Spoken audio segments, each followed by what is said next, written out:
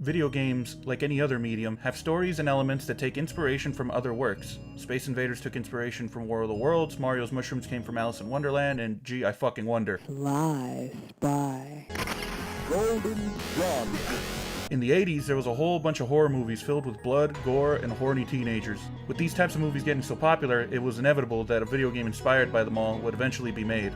Unfortunately, video games and movies are treated very differently. I mean, these movies were able to show a lot of sex, death, and gore, but it's not like they were just handed the keys to do so, no questions asked. There is a limit to what can be shown. Even in 1997, Wes Craven had to come up with a way to have his movie approved for an R rating. He decided to send the MPAA a much more gruesome version of the movie so that he could manipulate them by then removing the excessive violence he didn't care for anyway and passed the now less violent version he wanted to be put up as an R and not an NC-17. I bring this up because in the world of video games, violence has always been an issue. In 1976, Exidy released Death Race. This game was made by taking their earlier game, Destruction Derby, and modifying it a bit so now you're hitting gremlins and not other cars. A dead gremlin was represented on screen as a cross, and when they're hit, they scream.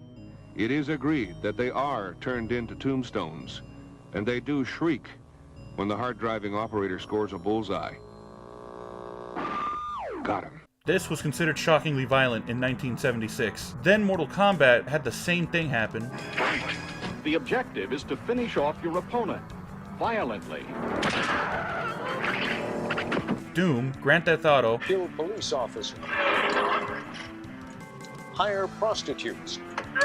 Club them to death and reclaim their money. Manhunt, The experience is even more intense using Nintendo's Wii game console, which gets players to act out the violence. Bully was at one point called a Columbine simulator, and Rule of Rose was banned in the UK because a bunch of people that were never going to play it in the first place made up a bunch of stuff in their mind to get mad at, and Postal 1 was banned in over 10 countries. What I'm trying to say is, with all this controversy around video games, the game inspired by violent 80s horror just kind of waltzed on by. Splatterhouse 3 for the Sega Genesis is the kind of game rating systems were invented for. Now, and then it goes on at the bottom to advertise that it includes deadly new weapons, 6 levels of monster bashing mayhem, and killer special moves. There wasn't anything on the level of any of the other games I mentioned. Maybe that's a good thing, maybe it wasn't. Either way, I wish Splatterhouse was more well known because it's a great game. Namco had previously released Youkai Douchuuki. That game had demons and monsters, but they don't really look that gruesome compared to this game.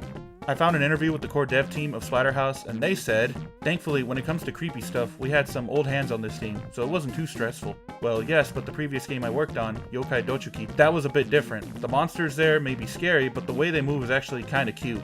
But for Splatterhouse, we wanted the scary characters to really be frightening. This was very difficult. We tried doing unpredictable, weird movements, messing with the timing, giving them weird, angular postures. In terms of story, Splatterhouse doesn't have a whole lot. The TurboGrafx 16 had a little comic, but the arcade game really only gives you a simple intro.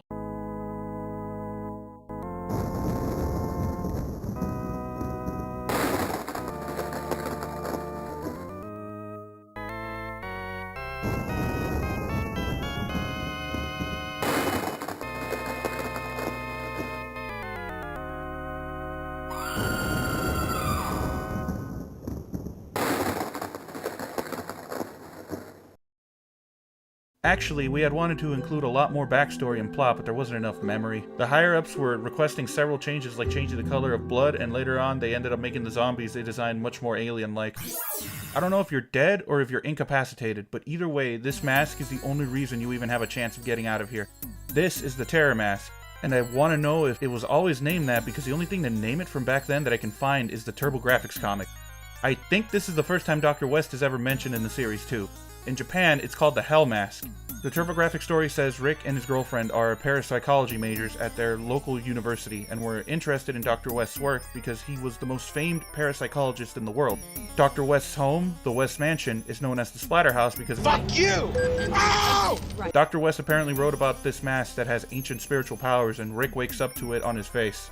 I think the story is better with how vague it is in the arcade version, to be honest. A couple caught in a rainstorm runs to the only place they can use as shelter, and then the game starts. Short, sweet, to the point. Anyway, I'm playing on Namco Museum for Switch, and this is actually one of the few arcade re-releases. It was previously included with the 2010 game, and there's other ports, but the actual arcade original isn't something that gets put on much. I didn't say it earlier, but Rick's girlfriend's name is Jennifer. I know the mask is why you're alive, but this slide is already fucking tripped. Look at him. Splatterhouse is one of those side-scrolling beat-em-up type of games like Kung Fu or Wonder Momo. You walk forward, trying to dodge obstacles and beat the shit out of anyone you can. This first stage is a simple hallway. Right off the bat, this game is fucking brutal. I'm assuming Rick has been thrown in a cave or dungeon beneath the house to die. There are skeletons, bodies, people writhing in pain in these cells. What the fuck is that? Dilapidated furniture like these broken tables and cabinets, these guys chained to the walls. There's this ghostly moaning wail echoing throughout. And to top it all off, the music is perfect. You just woke up in an underground hell with your last memory being your girlfriend screaming and being taken away. I love the music in this game. Our design goal for Splatterhouse, simply put, was to make a serious horror game. There was an old Western arcade game called Death Race where you ran over and killed people in your car to get the most points. It was banned on account of its cruelty, but today that kind of stuff has become commonplace in violent TV and movie scenes. So it seemed odd to us that only video games should be forbidden to show the same things. The first level isn't too hard to get through and the controls are simple to understand. You have a jump button and an attack button. You can move left and right, duck, and if you hit up, you'll look at the background. This will be important later. Attacking while standing will throw out a punch. When crouching, you'll do a kick, and in the air, you'll first throw out a kick and then punches. If you want to keep kicks going in the air, hold down. The strongest move in the game is the slide kick. You're only good at motion inputs. It would probably make this a bit easier for you, but don't worry, it's not something like a quarter circle, backflip, front butt, somersault. Basically, you need to jump diagonally, hold down, and right before you land, hit the attack button. If this sounds hard, it's pretty lenient. It doesn't need too much forward momentum because I can get away with this. You can also turn before you land and do this. It's mostly the timing of the button press that trips people up. If you can get used to doing it, you can really benefit because the slide does double damage. Move slightly faster than walking, and of course you can slide under stuff. In terms of enemies, this first level has deadmen, bats, and top heavies. That's what they're called. There are two types of deadmen in the game, and the brown ones go down in one hit. Right at the beginning is this meat cleaver. Look at the size of this thing. This sounds cool, but your punch comes out instantly. This takes a second to wind up, so make sure you get used to timing it. The main thing to attack from behind is this toxic mist that creeps up. It's this game's hurry up mechanic. In an arcade, you can't sit there and waste people's time, you little bastard. I got next dibs and you're not supposed to have drinks on the fucking machine! Up next are the tortured guys in the background. They throw up and die. You can wait for the pile to go away, or you can grow a pair. You may be wondering why chopping guys in half makes this noise. I remember Mizuno asked me to change the sound when you behead an enemy. Although I was a little annoyed because I had already made a sound for it, I redid it anyway. However, that too got rejected, and so did a bunch more takes. So I stopped and tried to ask myself again what I was doing wrong. When Mizuno came over to my desk, took a big deep breath and pushed all the air to the front of his lips, then let it out, it made this plosive pop sound. That became the sound of Rick beheading enemies with his machete. You slow down the sound, it does sound like someone blowing into a mic. Everything about the audio in this game is great. After the background, guys, is this section with spikes coming out of the ground and bats coming at you. There's some way the hell up here, but I've never been hit by these and I don't think you can. Can you? After dodging, you can pick up a 2x4. This is the last section of the stage, and I love that they went through the trouble of making sprites of dead men splatting the background. At the end, you run into a top heavy, but also one from behind. They take 2 hits to take out their body, then their head pops off and flies towards you to make one last attempt to hit you. They jump forward when you get close, and then they just go for punches. Just so you know how damage in this game works, a punch or kick is equal to 1 damage. The slide kick does 2 damage. Weapons you swing do 2 damage as well. You can't take weapons with you because when you take it to the end of an area, the game takes control and makes you drop whatever you have in your hand. This is the first boss, and instead of some single thing to beat up, it's a room full of body eaters, or boar worms. They jump out of the left and right side of the screen and fly across.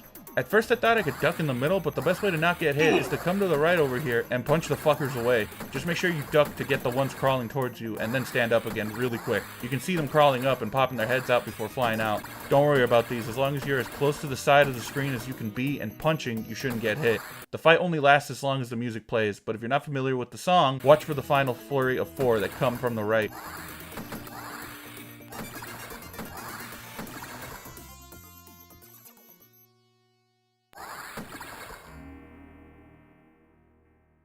After completing a stage, you get shown a glimpse of the next stage from Rick's perspective. This is such a cool way to introduce the next level.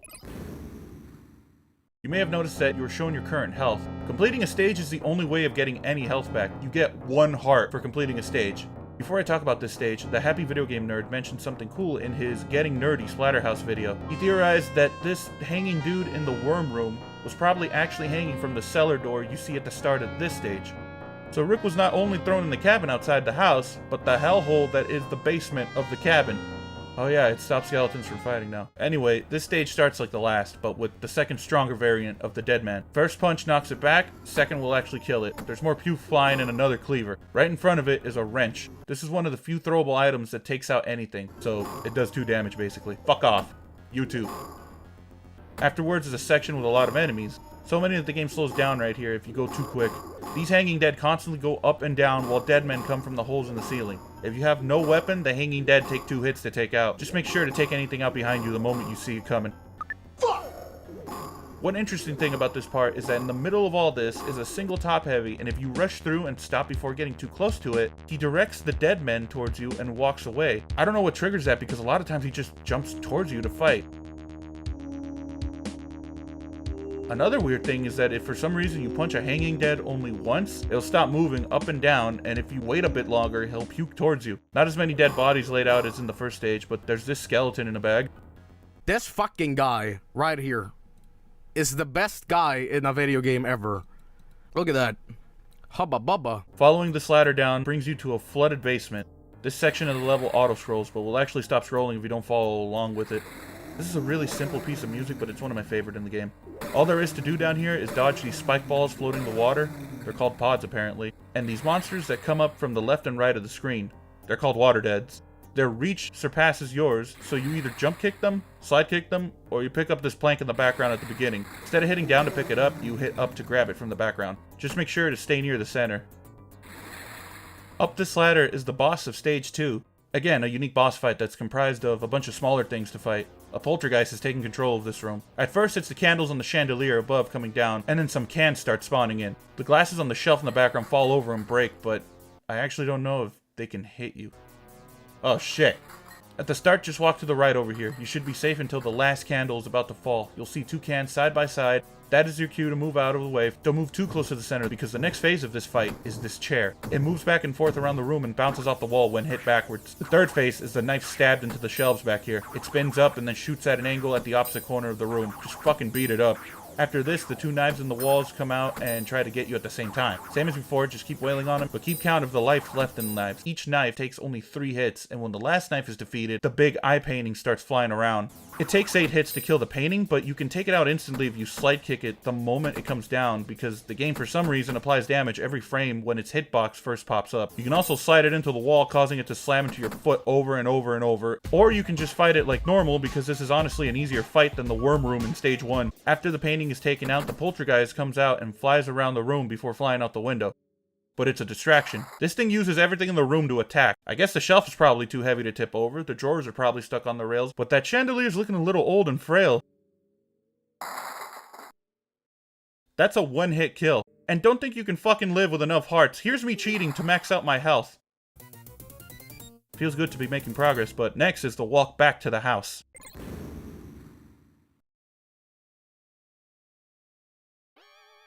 Immediately, you see the shotgun. The moment you walk up to it, a dead man appears. Killing it will draw the attention of these zombie dogs. The dead man's remains won't disappear and the dog will run over to eat it. You can actually just ignore the dog and let it eat. They only attack if you hit them. The remains of a brown dead man will stay, but the greens will still disappear. Hitting a zombie dog will make it bark at you. It will then run back and jump. If it connects, it'll jump off you and keep doing it. Then this fetus-looking slug monster, Nobu, appears. It takes 2 hits and attacks similarly to the hanging deads. If you wait for it to spit, you can blast its mouth off. Of course, it's just nice to fly through and slide kick everything too. This bridge has these holes on the floor, and they can be avoided altogether. But if you do happen to touch one, now you gotta deal with an extra section. This is the tamest trap to fall into. Later on, there are far worse sections to fall to. Water deads are kinda dumb and pods aren't much of a problem. Let's get out of here. After crossing the bridge or getting out of the lake, you come across a couple pits, hanging deads, and birds of paradise. They put a rock right here where you might duck with the trees in the foreground. The rock is useful for this hanging dead I bonk off screen. Some more dead men come down from the trees, and a shotgun is right in front of one final hanging dead, along with one more dead man jumping down. The boss of stage 3 is right after that dead man, and they just gave you a shotgun. This is Biggie Man. This guy takes 10 hits, can jump all around and off walls, and his reach is ridiculous. Fighting chainsaws head-on is a good way to take damage, so what people usually do to live through this fight is juggle the shotguns. Each shotgun has 8 shells, and you only need 10 of them, so you can use the first shotgun a couple times and kick the other enemies away so you don't use the shotgun. However, I'm not doing that. I only need one shotgun. Come here, bitch.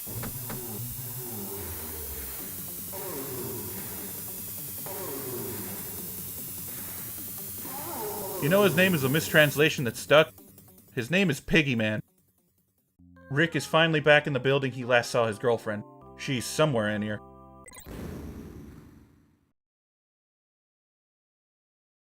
I implore you to play this game with headphones. God damn, I love this music.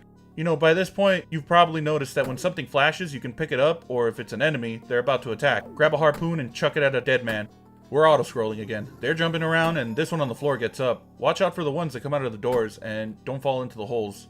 Actually, I think only one comes out of a door, now that I think about it. If you die in this room, you respawn at the beginning of the room. I can't get over this disgusting sounding music. It's so fucking good. I have no idea how to navigate this meat hall. I usually get hit at least once, and I think I might be able to just walk along and keep punching, but then my stupid ass does this. Luckily, when you get close to the ladder, you go into autopilot and climb with invulnerability. Well, that fucking room was a massive waste of time. Now we get the blades on the floor. The animation is kind of weird, but I think it's supposed to look like the blade is swinging really quick. Now, if you've reacted to everything perfectly up to this point, get ready to take a cheap hit. A fucking bat flies in with no warning.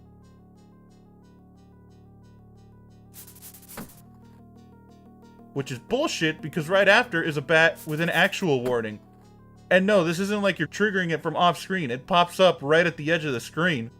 You got another game of Double Dutch before the end of the room. I'll come back to this purple stuff in a sec. Part 2 of this level is the Hall of Mirrors. You can look at the mirrors, but it doesn't do anything. I just like that he actually has a sprite for the reflection. Even his kick is reflected properly. Again, the music, it starts like this.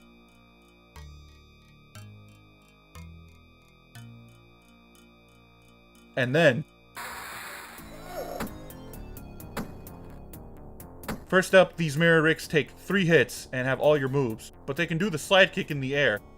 Thankfully, it only does 1 damage and not 2. I thought that they always broke out of the same mirrors, but after watching my recordings, I think they won't come out of the first 3 at minimum. And then afterwards, they're spaced out to have a couple empties in between. This is just from my experience, though. You can try to fight them like normal, but they're capable of doing this shit.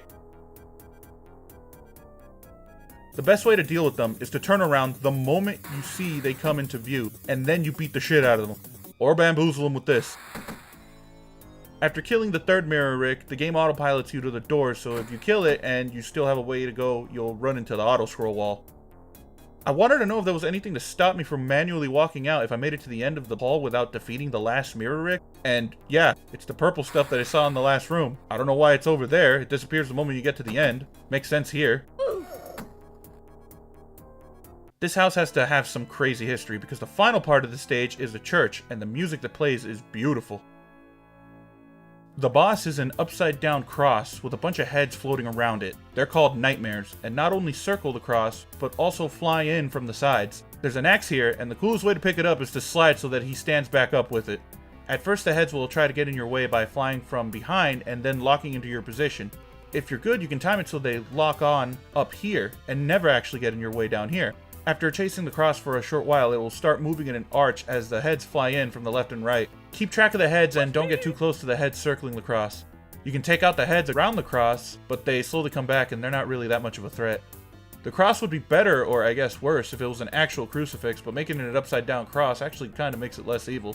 I won't get too into it, but depending on who you ask, the upside down cross is either a satanic symbol or the cross of St. Peter. Basically, at his execution, St. Peter was going to be crucified, but requested to be crucified upside down as he felt he was unworthy of dying as Christ did. Anyway, if you end up wailing on it, there's a chance it bugs out or something. It teleports away, but the way it does seems janky and unintended. After enough damage, the cross disappears along with all the heads, and the church lights up.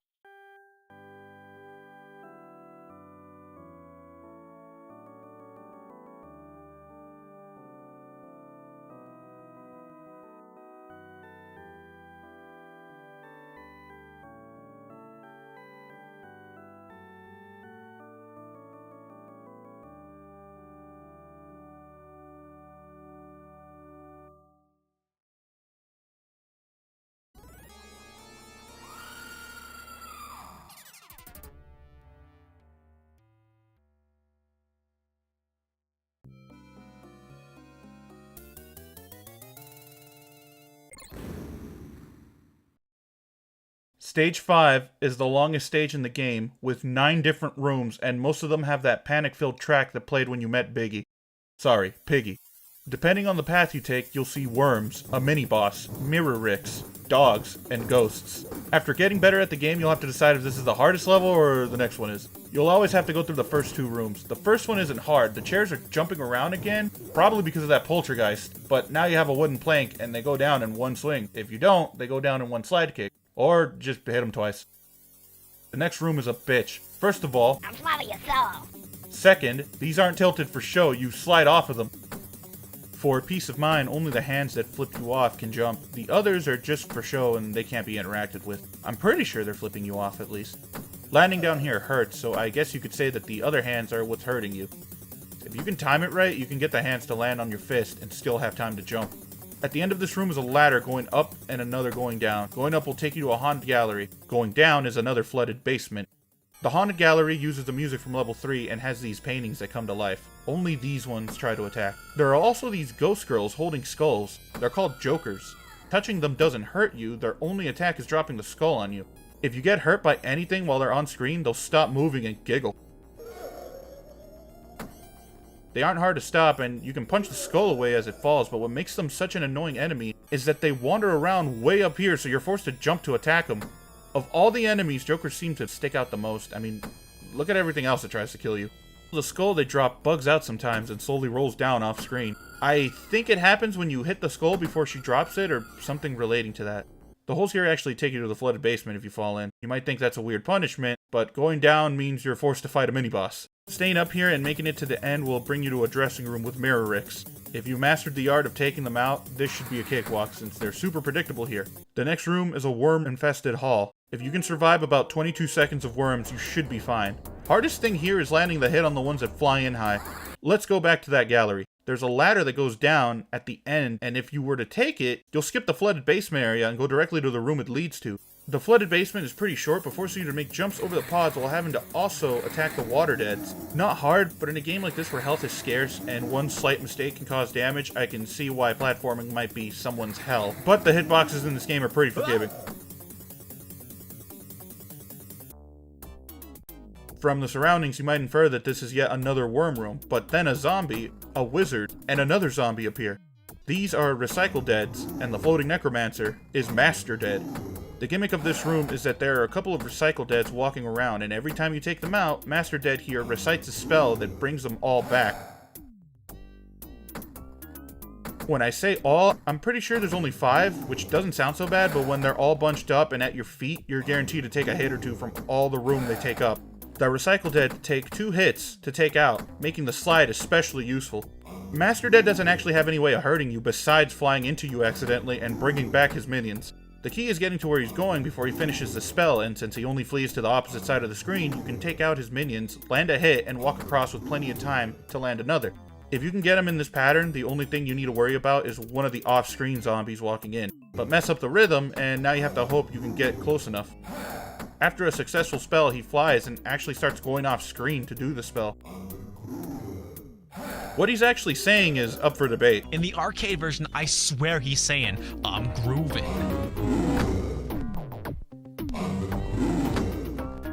Yeah, and why wouldn't he be? Listen to that song. Shit, I'd be grooving too if my girl wasn't in trouble. I'm a ghoul. Hang on. Oh, right. Personally, I thought he was saying, I'll improve it. But I don't know. Here's him talking in every sound filter setting Namco Museum for Switch has.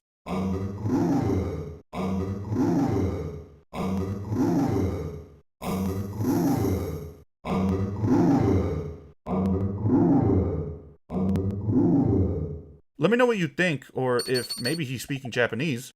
After defeating him, you have the choice of going up or down. Going up, you have the worm room. Going down is what seems to be an old jail or something. There are bones on the floor and no bodies. I'd expect to see at least one corpse, but maybe the dogs around here ate everything. This is also another room where killing these dead men makes the dogs run in to eat the remains. The jokers are so goddamn annoying here. I've tried to see if they have a pattern, and no, there isn't. I also noticed the dogs that come to eat the dead men position themselves to the left or right of the body. I don't know how random that is. I usually go down every ladder since I like fighting Master Dead, but no matter what, I don't think there's an easy route since there's at least one room somewhere you'll take a hit, even if you've played this game a shitload of times. The final room of the stage is where Jennifer lies, and if you've been paying attention, you've noticed that there's a boss fight at the end of each stage.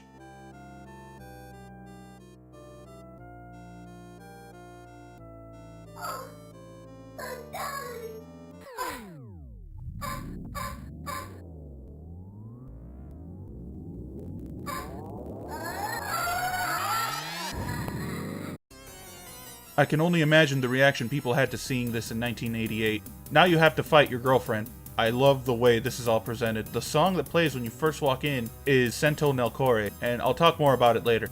The animation of her skin ripping, her scream turning into the laugh, it's all perfect. I like the small detail of the laugh playing for a split second before she yells, and then the full laugh plays, as if she's trying to fight whatever's taking her over.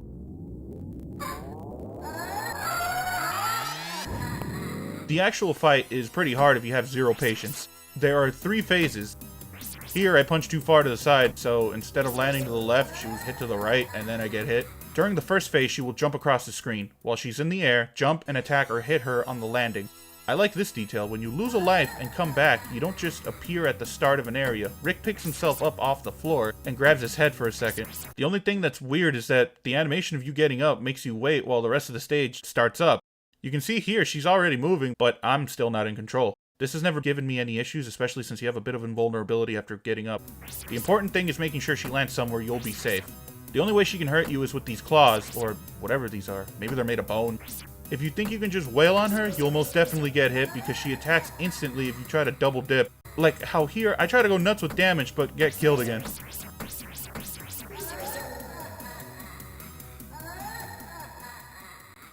Let's actually do this now. I just said that she jumps across the screen, but sometimes she'll do a shorter half-screen hop, which isn't hard to account for but can lead you to some bad positioning, so just stay sharp and react as quick as possible. After 6 hits, she'll return back to normal for a couple of seconds where she begs you for help. It's not the clearest voice clip, but I'm pretty sure she's saying, "Please help me." The developer interview has this part where one of them says, in the middle of the fight with Jennifer, she temporarily changes back to her original human form, crying out, "Help me, help me." The TurboGrafx port has this change, but it's very clearly, "Help me." Phase 2 of the fight has her doing the half jump much more. After 6 more hits, Jennifer will turn back to normal for a couple seconds again.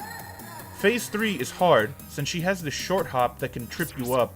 Get too close, she hits you. Be too far, and you miss and probably take a hit.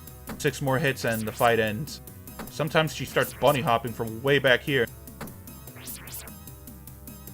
Oh, fuck.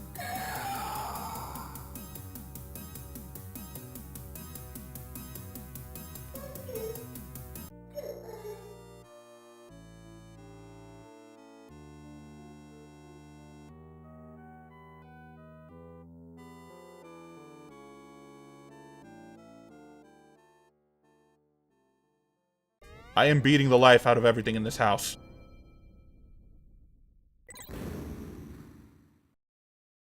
I mentioned earlier that once you get better at this game, you'll think either this or the previous level was the hardest in the game.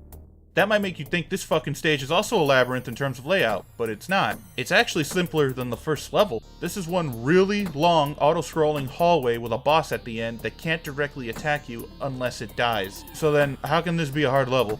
This is the womb of the house. A long, fleshy gauntlet of bullshit. There is only one type of enemy here, and I fucking hate them. As you go forward, a whole bunch of bubbles appear out of the floor and ceiling. They float around at random, and when they land, they let out this little fetus monster thing. Oba. They don't directly hurt you, they instead grab onto you and you have to get them off. I'm pretty sure once one lands on you, you're stuck taking at least one hit. To get them off, I usually jam the buttons and flick the stick back and forth, but I've never gotten one off before I got hit. The bubbles hurt as they float around too, but when they're first appearing, they're harmless. The best thing to do is to get rid of as many as you can on the ground while paying attention to the ones spawning in from the top. This wouldn't be so hard if they weren't completely fucking random. You're vulnerable from any attack that comes straight down, so when one decides to float right above you and then decides to land, it's pretty annoying. Another thing to pay attention to is the sound of the bubble hatching.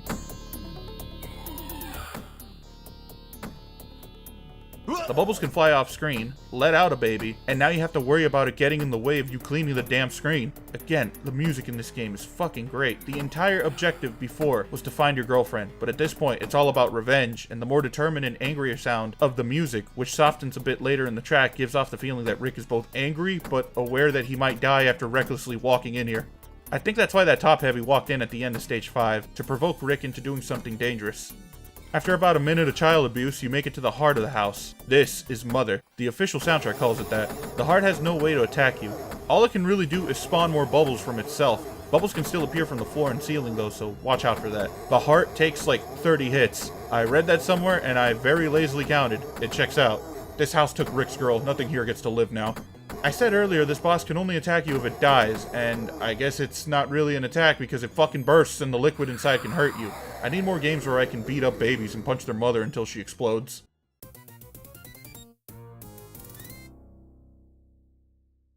Rick killed the house so hard it caught the forest on fire. This stage has you dodging logs of wood and monsters set ablaze. You can't hurt the fire dead. Of course they're named that. Hardest part of this is figuring out what counts as getting hit by the log because of the perspective. It's not as dangerous as it seems because, you know, hitboxes and all that. Unless you're playing the TurboGrafx-16 port where they gave Rick a bigger hitbox. I still need to try that version. You cross a bridge and I wonder if this is the one that you crossed earlier in stage 3. At the end is a grave. Who it belongs to isn't known. If we're going by the arcade game, there's nothing at all to tell you who or what this is. The TurboGrafx-16 port calls this the demonic leader, so it might be implying that this is the grave of Dr. West. If I had a guess, I think this fight is why the mask is helping you to escape. As in, it gave you the chance to escape, but only if you help it with what it wants to do, and this is you keeping your end of the deal. I say that because the mask is what actually starts the fight.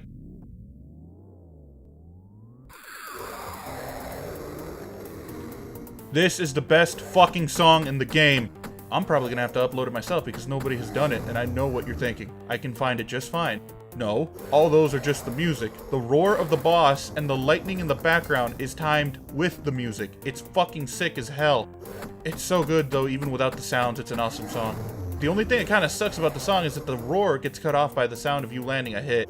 After the energetic intro, it gets kind of melancholy. There's no fear anymore. Killing anything associated with the house probably feels good. This is the Hell Chaos, but fans of Splatterhouse call it Captain Mozzarella. The fight isn't very hard. The Hell Chaos can only hurt you in 2 ways.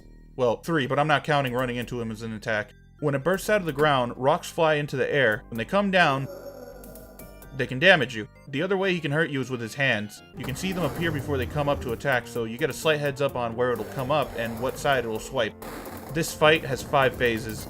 The first phase doesn't really have much going on for it. You might only get 1 or 2 swipes at you. You have to whack him like 9 times before he goes back down. The hands usually come up to swipe 1 at a time or at the same time. The hardest part of the fight is dodging the hands while rocks rain down. It's kind of bullshit, but it's not at all impossible. You can just get unlucky and have them in a really annoying spot.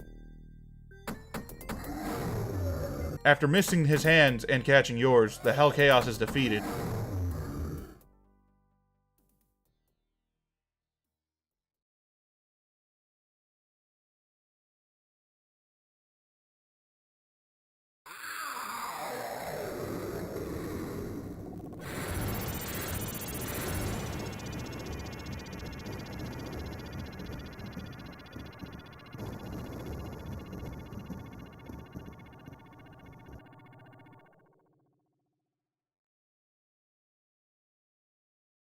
And that's the end of the game.